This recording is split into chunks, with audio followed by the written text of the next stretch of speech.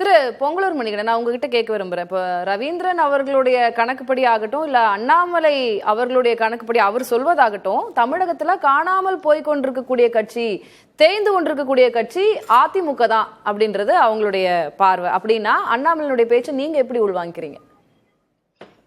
அதாவது அண்ணாமலை ஒரு தனி கட்சி உருவாக்கி அதுல ஊரா போய் அமைப்பில் உருவாக்கி அதன்படி செயல்பட்டு பேசினார்னா நீங்க அதிமுக எதிராக பண்றேன்னு சொல்லலாம். அவர் ஒரு தேசிய கட்சியில ஒரு மாநில தலைவர் 3 ஆண்டுகளோ 6 ஆண்டுகளோ இருப்பார், அவ்வளவுதான். அதுக்கு பிறகு அவர் காணாம போவார். ஆனா அவர் ஏதோ தான் ஒரு ஒட்டுமொத்த தமிழ்நாட்டிலும் செல்வாக்கு மிக்க தலைவர், அடுத்து நான் தான் தீர்மானிக்க போகிற மாதிரி அவர் பேசிக் கொண்டிருக்கிறார். அதிமுக சார் மேடம் பாஜகவை ஒரு பொருட்டாகவே மதிக்கல. ஏன்னா 2014 இதே 12% பிஜேபி கூட்டணி வச்சு 2 நாடாளுமன்றத்தில் வெற்றி பெற்றாங்க. இப்ப 10 ஆண்டுகள் கழித்தும் அதே வாக்குகள் கூட்டணி வாங்கிட்டாங்க. இப்போ பாஜகவை பற்றி அதிமுகவுக்கு எந்த ஒரு அவசியமோ அர்த்தமோ இல்லை. என்ன காரணம்னா சார், அதாவது பாஜக என்ன நினைக்கிறதுனா, இந்தியா முழுவதுமே ஒவ்வொரு மாநில கட்சிகளையும் அழித்து அதன் மூலமாக வளர்வதை போலவே தமிழ்நாட்டில் வளர வேண்டும் என்று விரும்புவது நிச்சயமா நடக்காது. ஏன்னா தமிழ்நாட்டை பொறுத்தவரையில் மோடி எதிர்ப்பும் பாஜக எதிர்ப்பும் அதிகமாக இருக்கிறது. எனவேதான் அந்த கூட்டணியில் இப்ப நீங்க பாஜகவோடு இப்ப அணியில் இருக்கிற கட்சிகள் கூட 26 வரைக்கும் யாருமே உண்மை தனித்து தரப்படும் பாஜக ஒரு 3-4% வாக்குகளுக்குள் பாஜக சென்று விடும். ஏன்னா கடந்த தேர்தலில் 10 பேர் வேட்பாளர்களை வேற கட்சியை சேர்ந்தவர்களையும் வைத்துக் கொண்டு தாமரை போட்டியை வைத்து அந்த கணக்கின் அடிப்படையில 11% வாக்குகள் வாங்கி விடுவதாக பாஜக பேசிக்கொண்டு தாங்கள் வளர்ந்து விடுவதாக பேசிக் கொண்டிருக்கு. 2026 பாருங்க, அதற்கான முழு விடையும் கிடைக்கும். உண்மையில் இது போன்ற பேச்சுக்களோ அண்ணாமலை தான் பொருந்துங்க. விஜய்களோ மற்றவர்களோ கூட்டணி சேருவாங்களோ சரி, அதெல்லாம் அதிமுக பாத்துக்குங்க.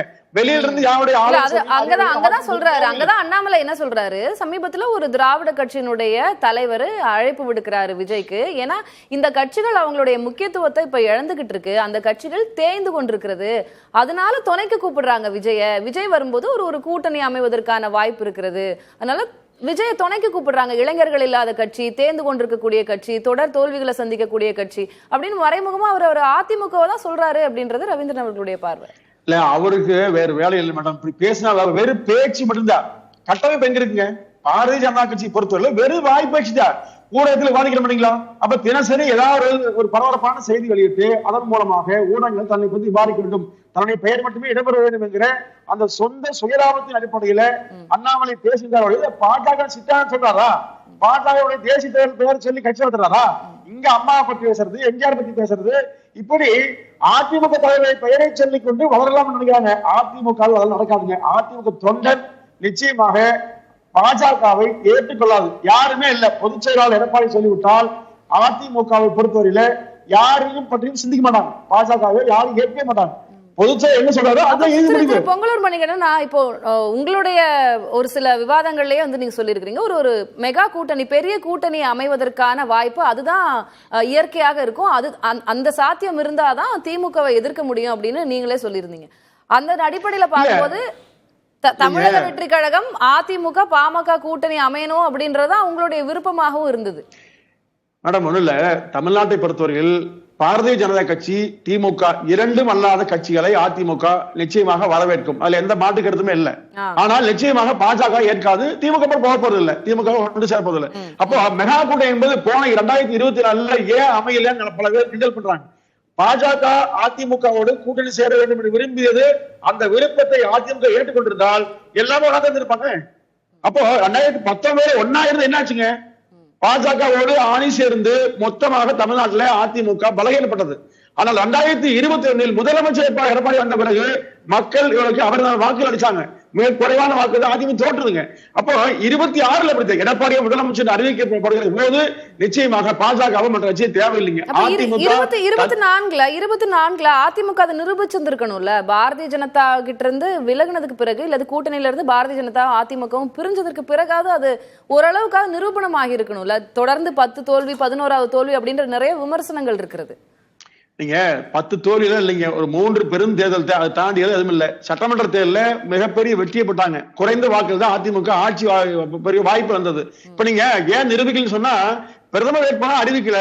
இது டெல்லிக்கான தேர்தல். ஒரு முறை ராகுல் காந்தி, இந்த முறை மோடி, யார் வேண்டும் என்று இடையில நடந்த தேர்தல் இது. அதுல அதிமுக சரியா செயல்பட சரி, இப்ப இல்ல அது நம்ம அந்த தேர்தலை ஒரு புறம் வைக்கலாம். இப்ப நீங்க சொல்வது மாதிரி அந்த ஒரு கூட்டணி அமைவதற்கான வாய்ப்பு இல்ல அதுதான் சரியாக இருக்கும் அப்படின்னா, முதல்ல பாமக அவங்க இப்ப என்டிஏ கூட்டணியில இருக்கிறாங்க, அவங்களுக்காக நீங்க காத்திருக்கீங்களா இல்லையான்ற அது வேற ஒரு டிபேட். அதை தாண்டி தமிழக வெற்றி கழகம் ஏற்கனவே நிராகரிச்சுட்டாங்க. இல்ல அதிமுகவும் எங்களுக்கு இப்ப ஊழல் அப்படின்ற அடிப்படையில வரும்போது திமுகவாகட்டும் அதிமுகவாகட்டும் அதையும் நாங்க எதிர்க்க தான் செய்யறோம் அப்படின்னு தமிழக வெற்றி கழக செய்தி தொடர்பாளர்களே சொல்லியிருக்கிறாங்க. அதே போல ஆனந்த் அவர் அறிக்கை வாயிலாகவே சொல்லிட்டார், இதெல்லாம் வதந்தி, அதிமுக தாவேகா கூட்டணி இல்ல அப்படின்றத அவரும் டிராப் பண்ணிட்டார். இப்ப அதிமுகவினுடைய நிலை என்ன?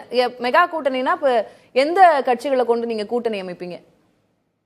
அதாவதுங்க, இன்னும் தேர்தலுக்கு 1.5 காலம் இருக்குங்க. அதற்கு இடையில இப்ப ஆட்சி செய்கிற திமுகவை எதிர்த்து போராட வேண்டிய வகையில் தான் அதிமுக செயல்படுகிறது. கூட்டணி பற்றி எப்ப முடிவு பண்ணுவீங்க? தேர்தலுக்கு முன்பாக 3 மாதம் முன்பாக அதிமுக எப்படிப்பட்ட வியூகத்தை அமைக்கும், யாரெல்லாம் வருவார்கள் செய்திகளை இப்போ சொல்ல அவசியம் இல்லை. இதுதானே அண்ணாமலை பலவீனம் அப்படின்னு அடிக்கோடிட்டு காட்டுகிறார். இதுதானே தேய்ந்து கொண்டிருக்கிறது, காணாமல் போய் கொண்டிருக்கிறது அப்படின்னு அடிக்கோடிட்டு காட்டுறாரு. அண்ணாமலை பாராட்டியே பேசுவாருங்க. எவ்வளவு அண்ணாமலை பாராட்டி பேசுவாரா? அப்படிதான் சொல்லுவாரு. அப்ப சொல்றத வச்சாலும் எப்படி நம்பி நீங்க பேசுவீங்க? இப்ப திமுக என்ன சொல்லு, அதிமுக நல்ல கட்சின்னு சொல்லுமா, இல்ல நல்ல வளர்ந்து சொல்லுமா, இல்ல பிஜேபி சொல்லுமா? யாரு சொல்லுவாங்க மேடம்? இன்னொரு கட்சி அப்படித்தான் பேசுவாங்க. இதையெல்லாம் தாண்டித்தான் அதிமுக 53 ஆண்டுகளாக தமிழ்நாடு இயங்கிக் கொண்டிருக்கிறது. 37 ஆண்டு இருக்கிறது. இப்ப எம்ஜிஆர் இருக்கும் போது அதே மாதிரி பேசுனாங்க, அம்மா இருக்கும் போதும் பேசுனாங்க, இப்ப எடப்பாடி இருக்கும் போது பேசுனாங்க. 26 நிரூபிப்பார். அவர் அதிமுக பற்றி இவ்வளவு பலகீனமாக யாரெல்லாம் பேசுகிறார்களோ அவர்கள் அனைவரையும் பலகீனப்படுத்தி 2024 ஆட்சியை அமர்த்தியை காட்டுவார். ஏன்னா தொண்டர்கள் வேகமா இருக்காங்க எல்லா ஊர்லயுமே. இப்போ ஒவ்வொரு கிராமங்களையும் பாருங்க, அதிமுக தன் பலத்தை இழக்காமல் மிகவும் வலிமையா இருக்கிறது. நான் கூட பாக்குறேன் கிராமத்துல, ஏன்னா நான் காலத்தையும் பாக்குறேன். நீங்க சென்னையில பேசலீங்க, ஒவ்வொரு ஊர்களிலும் அதிமுக தொண்டர்கள் 27 ஆட்சி அமைக்க வேண்டும் என்கிற வேகத்தோடு இருக்காங்க. நிச்சயமாக நடக்குங்க. இடையில இந்த மாதிரி திரு ரவீந்திரன், உங்க நம்பிக்கைக்கு பாராட்டு. திரு பொங்கலூர் மணிகண்டன் பேசுவதை எப்படி புரிஞ்சுக்கிறீங்க? அவருக்கு ஹோப்ப சொல்றாரு, இது தேர்தலுக்கு 3 மாசத்துக்கு முன்னாடி தான் கூட்டணி அமைன்னு சொல்றாரு. பட் அசான் டேட் நீங்க சொல்றதான் கரெக்ட். தாவேகாவினர் தங்கள் தலைமையில கூட்டணி ஆட்சின்னு தான் சொல்றாங்க. ஆஃப் லேட் அவங்க இந்த ஈரோடு கிழக்கு அறிக்கையில அதிமுகவையும் விமர்சிச்சிருக்காங்க. டாக்டர் ராமதாஸோட ஆலோசனை பேர்ல தான் விக்கிரவாண்டில நின்னவங்க இங்க கண்டஸ்ட் பண்ணாண்டாங்கிற முடிவை என்டிஏ எல்லா கட்சிகளும் சேர்ந்து அந்த முடிவு எடுத்திருக்காங்கன்னா அசான் டேட் இன்னைக்கு தான் இதான் போச்சு. திரு பொங்கலூர் மணியன், இப்போ ஒருவேளை நீங்க நினைக்கிற மாதிரி அந்த கூட்டணி அமைவதற்கான வாய்ப்பு அப்படின்னு இருக்கு அப்படின்னாலும் அது யாருடைய தலைமையில அமையும் அப்படின்ற ஒரு பெரிய கேள்வி இருக்குல்ல. இப்ப விஜய் வராரு, அதிமுக தாவேகா கூட்டணி அமையுதுன்னு வைங்க, அவங்க அடுத்த சிஎம் ஆகணும், அடுத்த முதலமைச்சர் ஆகணும் அப்படின்னு சொல்லி விஜய் அரசியல் களத்திற்கு வந்திருக்கிறார். அதிமுக தாவேகா கூட்டணி அமைனா இப்ப யாரு கூட்டணிக்கு தலைமை யார் வகிப்பாங்க அப்படின்ற அந்த கேள்வி எல்லாம் இருக்குல்ல. நீங்க தமிழ்நாட்டு மக்களுக்கு தெளிவாக தெரியுங்க, திமுகவை வீழ்த்த வேண்டும் என்று சொன்னால் அதிமுக மட்டும்தான் முடியும், எந்த கட்சியாலும் முடியாது. அதிமுக தலைமை தான் உங்களுடைய மாற்றுக்கிறதே இல்லைங்க.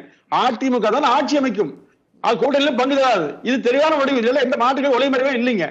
அதிமுக எப்படிப்பட்ட கூட்டணி அமைக்கும் என்பதை 26 பொறுத்திருந்து பாருங்க. ஏன்னா இப்ப இருந்தே பேசி, அதாவது அதிமுகவுல சில கட்சிகள் இணைந்து விடக்கூடாது என்று சிலர் செய்கிறார்கள் சில வேலையில, அதெல்லாம் நடக்காதுங்க.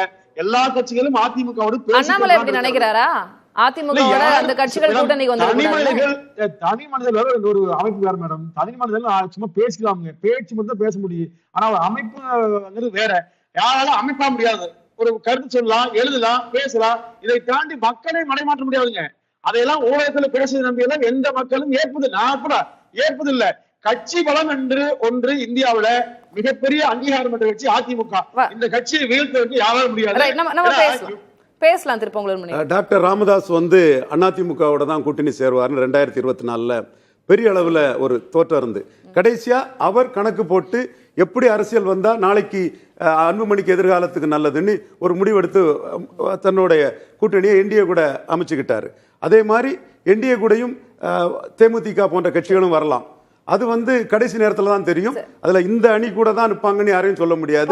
ஏன்னா ராமதாஸ் விஷயமே எல்லாரும் எதிர்பாராத விளமா ஷாக்கா தான் இருந்தது, பலருக்கும் அதிர்ச்சியா தான் இருந்தது.